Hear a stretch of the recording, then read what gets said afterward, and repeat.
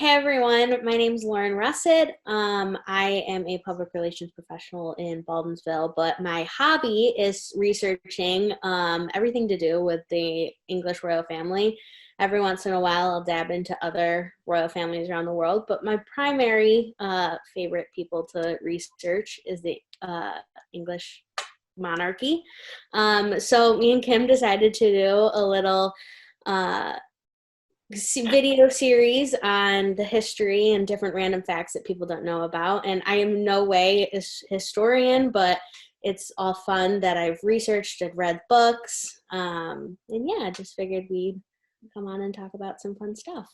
So, Lauren, what are we talking about today?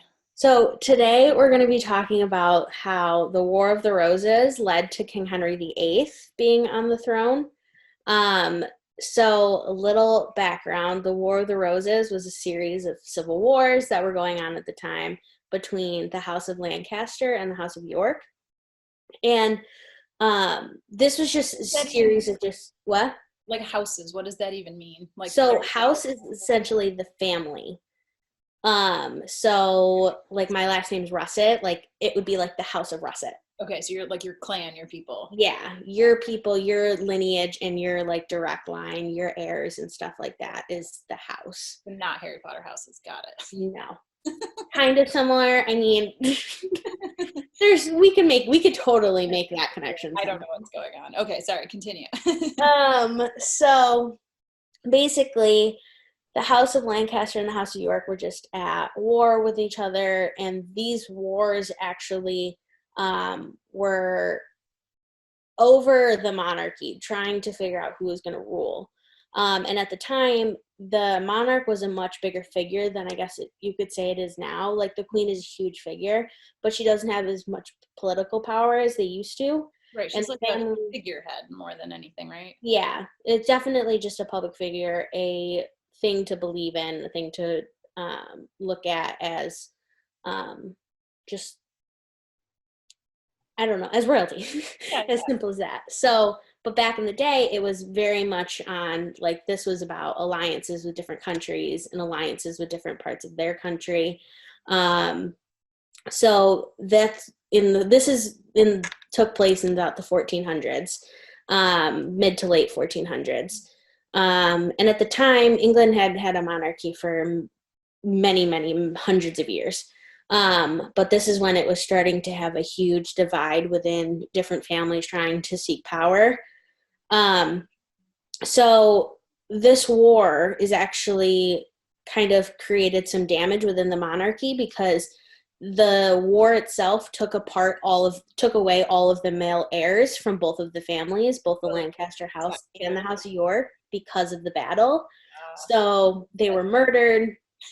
It's just all these things were happening. So it kind of created the monarchy to be very unstable at the time. Because the dregs left over. For sure. Yeah, it was just a mess. There was I can't remember the king who, it was Elizabeth of York's father was the king at the time. So kind of moving into the specific switch, because the House of Lancaster ended up ending, the House of York ended up taking power, but because there was no direct male, because there was so much instability within the house, and there wasn't necessarily a clear person who can take over, because the two princes went missing during a war. Oh, that's a separate thing. The princes in the tower, right? Yeah, the princes in the tower, and those two princes were actually Elizabeth York's little brothers. Okay. And they were supposed to be the next kings of England at the time.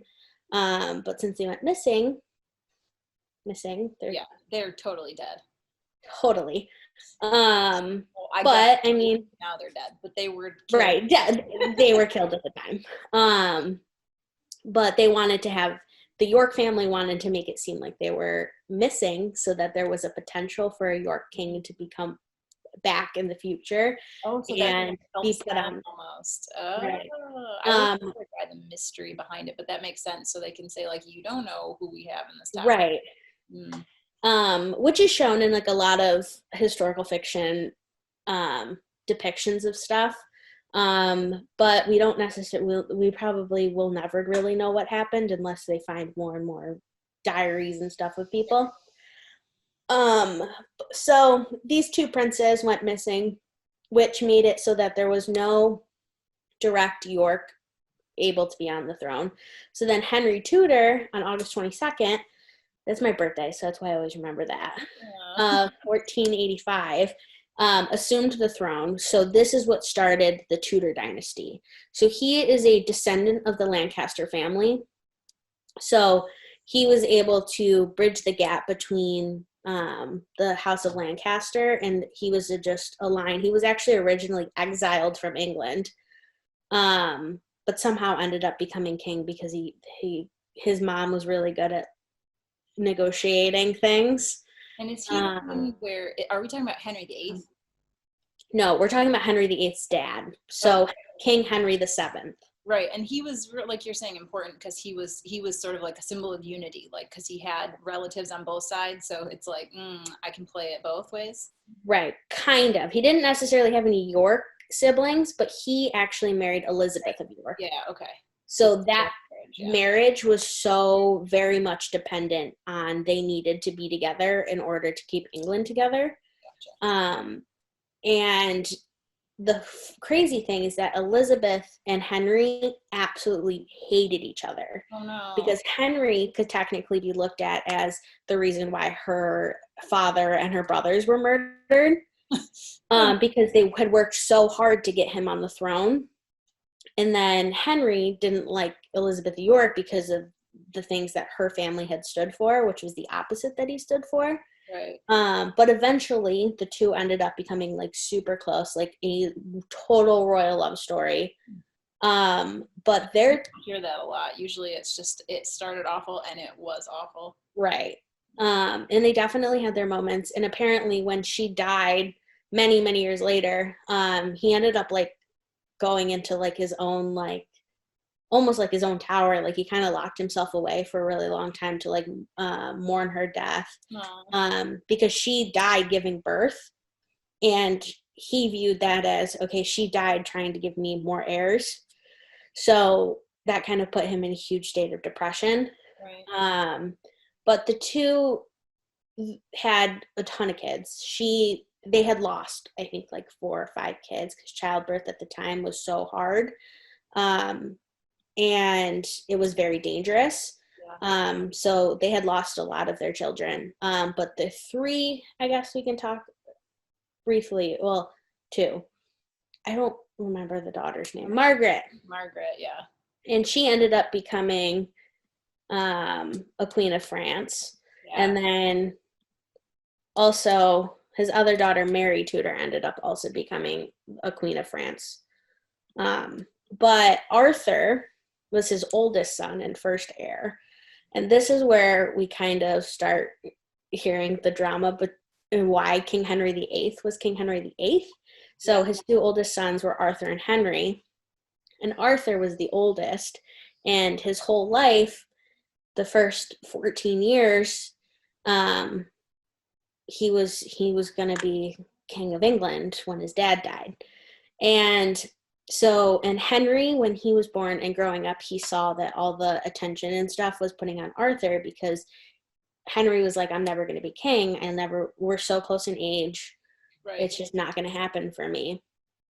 So Arthur was set to marry Catherine of Aragon, which was purely an alliance because she was the Princess of France, and they needed a Catholic princess from Spain to really form an alliance between the 2 countries, so that they could form an alliance against France. Right. Because England had wanted to take control over France, and this was the big thing that they were working for. That whole era was always like those 3 countries and kind of like flip-flopping their alliances. For sure. So she's Spanish. Yes, she was the Princess of Spain, the definition of the perfect person to form that alliance. So she actually did marry Arthur, and Arthur was only 15, and she was really young too. Yeah. And this they were very much in love, which is also something really crazy. And Arthur was known to write all these beautiful love letters to her. I think Catherine was kind of the one that wasn't totally fully in love with him. But he like put it all out on the table, was 100% like for her. And you can see that like there's a bunch of documents that just like show the letters and like different things that passed down have been translated to like be like, oh, like he did this for her kind of deal. Right. Did she like speak English when she came to England? I feel like I read a book called Three Queens, Three Sisters, about those three, like the three women that ended up being involved in it, like the younger Margaret, Catherine, and one other one. And I remember it saying like Catherine came with all her like Spanish ladies in waiting and like had her own like clique, kind of like she's like, Right. I don't need to hang out with all the English people, like I got my girls, like I don't need all your bull. I don't think she would have spoke very well English, but she probably had 17 billion tutors that would work with her. I think the thing she didn't have, that's I think the crazy part is she didn't have to get along with anyone, which is why I think there was such a disconnect between her and Arthur, because she kind of went in as fully going in there with an alliance helmet on, and she was very political. Like she knew where her place was, and her place was to marry the future king of England. So when he died only 6 months later, to possibly tuberculosis, they don't actually know, but they're guessing just based off the timing, it's probably was tuberculosis. That really threw a wrench into her plans because she was so young and her only job in life was to marry the future king of England. Right, and she's a widow at like in her teens. Yeah, she was super young. Yeah. I don't even, now I need to know because, yeah, she was older. She was 16. Yeah, she was 16 when she married Arthur. So him dying at such a young age just kind of really threw a wrench into that alliance too, because Spain at the time was like, okay, now we have a widowed daughter who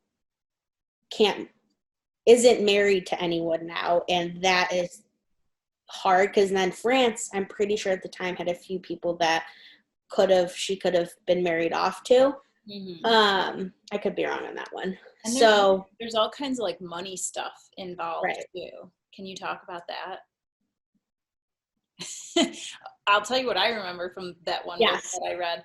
Basically, like, hello, dear viewers. Also, I don't know if this is true, but like something along the lines of when she was married, she comes with like a big dowry. Like she comes with a lot of money, which is also like why it was pretty cool to marry her. And I think her dad didn't pay, like, or it's like, oh, it's like, it's on the boat, it's headed your way, like it's in the mail. Right. So it never came. So when Arthur died, she never got the dowry. And so the crown, once it passed, or like the crown meaning like the government was like, we're not paying her like widow's benefits because we didn't get her dowry. Like we didn't get the big payout. So she actually was like thrown into poverty in this time between the marriages because her parents like abandoned her, like figure your shit out. I'm not paying anymore for you because you're not married. And then the English people were like, no, you foreign bride, you are worthless to us right now but so she was like poor, like she had to fire all her staff and like had to eat like in her room and stuff. Like she was invited to all the stuff because she couldn't afford all the like luxuries of court. I totally forgot about that. I'm really glad I read that book. Like yes. I think I have it too. I just finished reading a book fully just on Elizabeth of York, and it's mainly on her childhood. And that's Arthur's father or mother, sorry. Yes. Okay. So he's dead. Then what? So she ended up convincing everyone. She had all of her staff, all of her witnesses say that her wedding and marriage to Arthur was not consummated. Which, because according to the Bible, like you can't have an affair with your brother's wife. Yeah. Oh, so You like can't marry your brother's wife or anything like that. And at the time, Henry was like, I can't marry you even if I wanted to. The alliances were like, you can't because you were married to his brother. And she was like, what do you mean? We didn't consummate our marriage. And it was believable because she was so distant from him. and they were so young. Right. So, That's so and too, and like what BS, because like they married cousins all the time, right. and like Queen that Elizabeth is whole, married like, to her cousin. yeah, they all are. I mean, Yeah. that's like how a lot of these like hereditary diseases became a problem, and why even today, like the houses of all the royal families are all related still. Right. That's Yeah, so they're funny, all but like, super but no, connected. you can't marry your brother's widow. Right.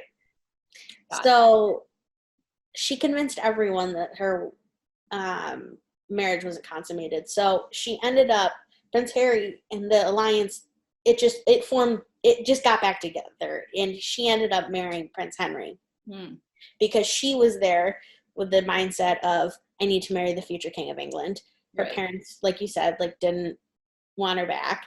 So she was her only option of, okay, this is my only way out. It's either that or she marries a really random nobleman or a duke or something, and that just like the likelihood of that, her parents even allowing that, was so slim.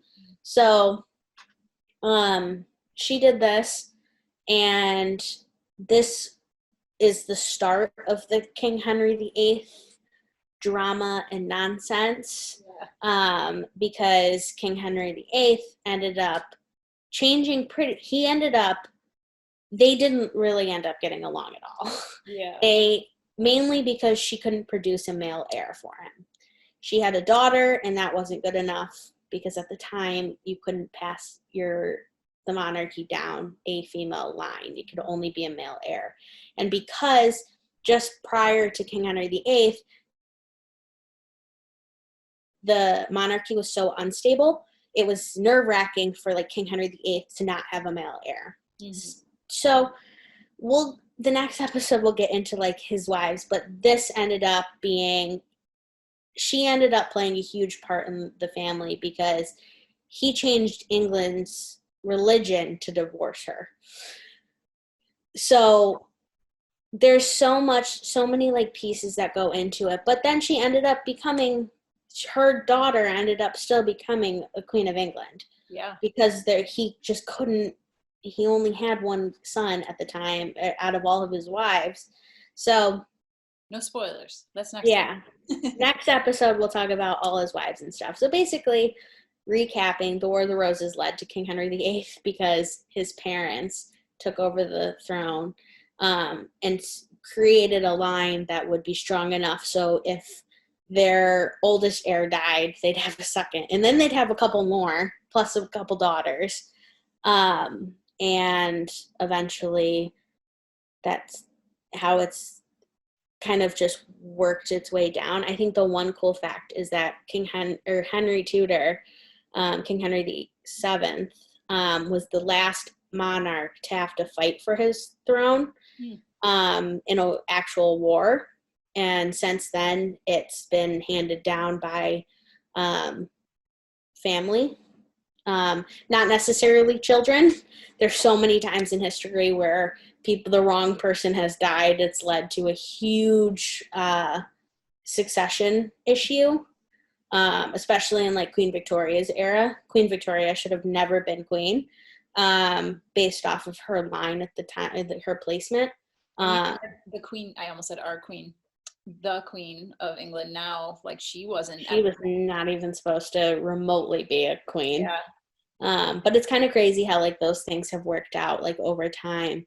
So like even King Henry after his death, or King Henry VIII after his death, it was also a huge succession issue because he really only had daughters. He had a son who didn't live long enough to really make it any difference.